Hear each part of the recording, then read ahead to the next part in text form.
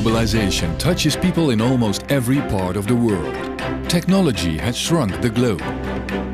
But 2/3 of the world are not online, left behind by the electronic revolution, unable to share their lives, to share their cultures, to share their dreams. 10 students from Yekaterinburg want to change that, one community at a time. We're going to villages where there is no internet. We will take internet technology, satellites, computers. The students chose 4 countries that are rapidly transforming: Panama, Namibia, Mongolia and Indonesia, focusing on specific communities in transition between their traditions and the modern world, where connectivity will help them thrive. They will connect the communities together over the internet to see and talk to each other and share their cultures on their own unique Global Mind social website. 750,000 kilometers traveled, 36 flights, 12 buses, 2 canoes and 1 ox cart.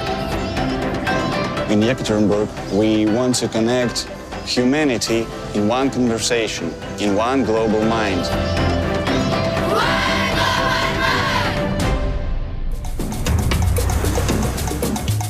Colonized for centuries, independent Panama now enjoys the fastest growing economy in Central America, at the center of the world's trade routes, the epicenter of globalization.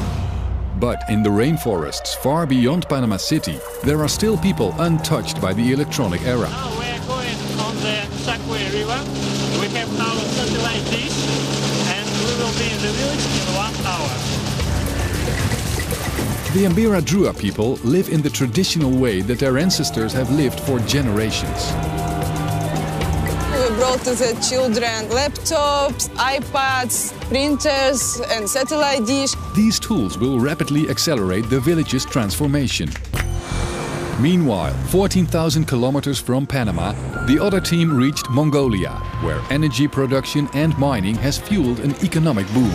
From the modern capital of Ulaanbaatar, the team traveled 5 hours to the Tarich Gol settlement. For centuries, the Tarich people have been nomads. However, with the modernization of Mongolian cities, their way of life is now transforming. Technology and the internet will be vital tools.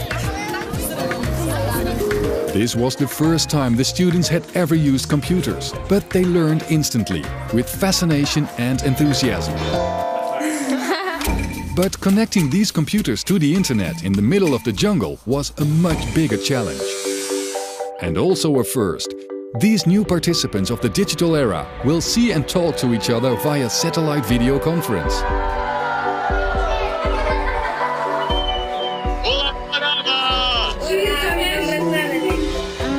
Both communities took pictures and videos of a day in their life.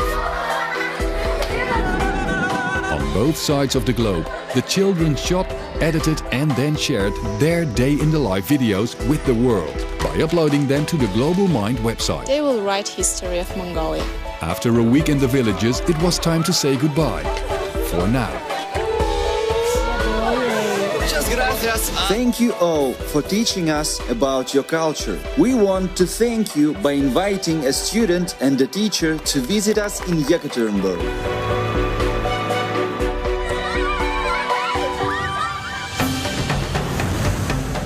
After traveling 49 hours, the Yekaterinburg students landed in Flores, Indonesia. The largest economy in Southeast Asia, Indonesia is a leader in the modern world. But the team headed to Bosiko, a remote coffee farming village in one of the least populated regions, to give the people of Bosiko tools to communicate with the world. Meanwhile, the other team traveled 28 hours from Panama to Namibia in southern Africa. Namibia gained its independence in 1990. Mineral exports, such as diamonds and uranium, have propelled it into the 21st century. The capital Windhoek enjoys the most modern communications.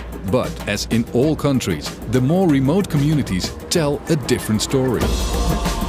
The team drove 6 hours to the village of Omasheti to work in the primary school.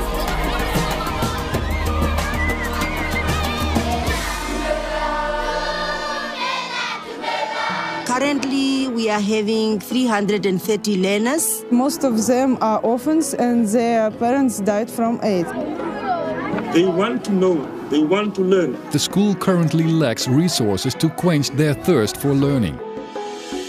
Back in Indonesia, the students begin to make a global connection. The students learned how to use the internet, about satellites, computers, geography and biology. And now we have Russia, Indonesia and Mongolia all together. Through the new Global Mind Network, the teams connected all 5 countries in one simultaneous conversation. They're very excited to see the difference of the culture. They can compete with anyone because they have the tools. And when the children grow up, they will have a bigger dreams and bigger future for themselves. My dream is to become a doctor and give people who are HIV medicine and treatment. I will treat them well. My name is Tina and I am Elena.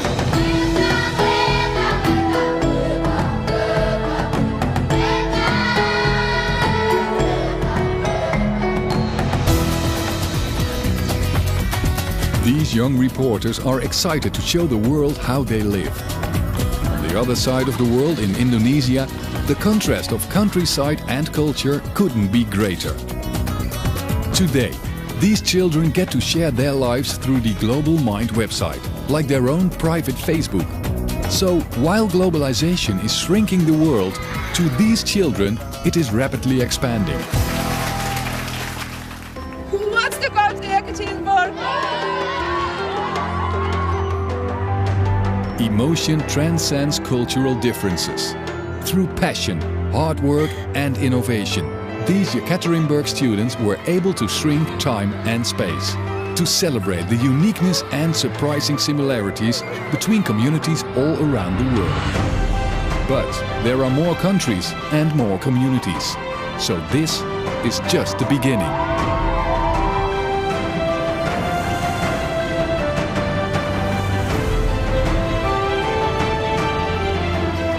If you can dream it, you can do it.